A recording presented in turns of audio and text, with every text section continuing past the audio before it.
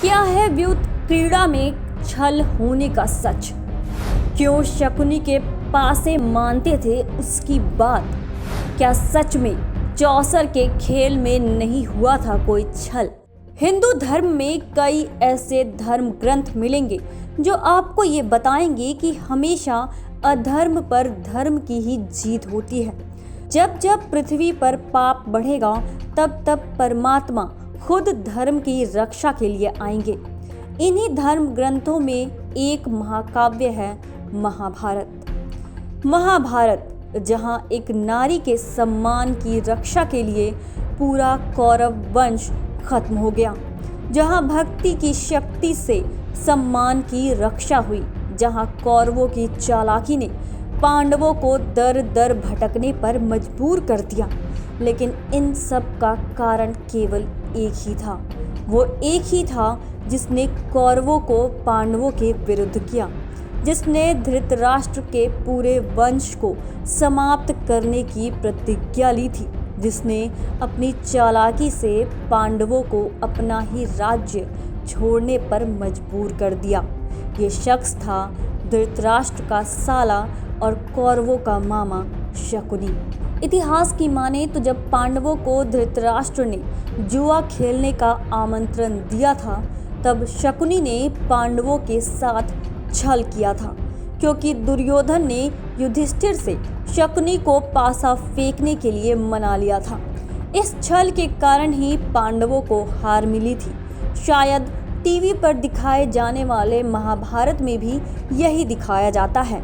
लेकिन क्या आप जानते हैं कि वेद व्यास की मूल महाभारत में शकुनी के छल का तो कोई जिक्र है ही नहीं। कहीं ये नहीं लिखा कि शकुनी ने छल से पांडवों को चौसर के खेल में हराया था। दरअसल मूल महाभारत की माने तो शकुनी चौसर के खेल में काफ़ी पारंगत थे। शकुनी का अपने पासों पर कंट्रोल था। जानकारों की माने तो शकुनी के पासे उसकी बात मानते थे और वो जो अंक चाहता था वो ही आते थे।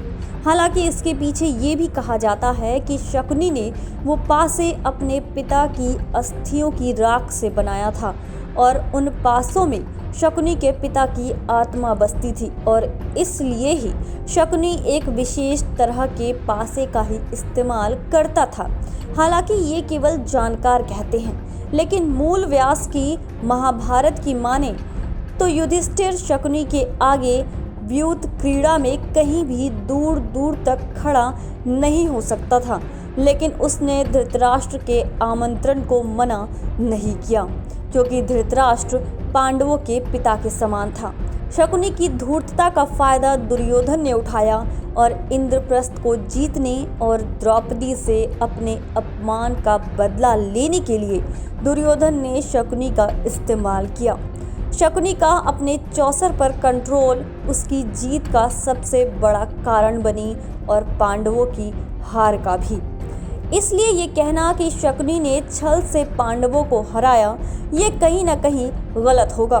खैर, इस बात में कितनी सच्चाई है, इस पर 100% दावा कोई नहीं कर सकता है। सभी अपनी अपनी रिसर्च के आधार पर ही अपनी बात कहते हैं। लेकिन इस बात में अगर ज़रा भी सच्चाई है तो व्युत क्रीड़ा में छल होने की बात गलत साबित होगी।